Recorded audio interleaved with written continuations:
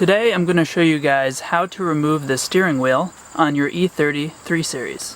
This tutorial should cover both the M-Technic steering wheel and the 4-spoke steering wheel on pre-airbag models. Now before we get started, as you can see, if you have the key in the ignition, the steering wheel is going to be able to be moved from side to side. So let's just pull the key out until the steering wheel is in its locked position. The first step to removing the steering wheel is to take a small flathead screwdriver and carefully remove the roundel badge from the steering wheel.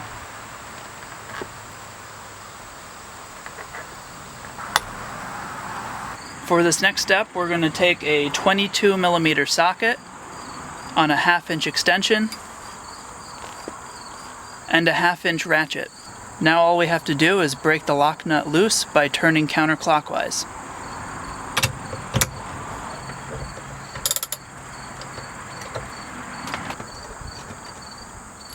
Now that we've removed the lock nut, place the key back in the ignition and turn it to the first position. That will allow us to remove the steering wheel.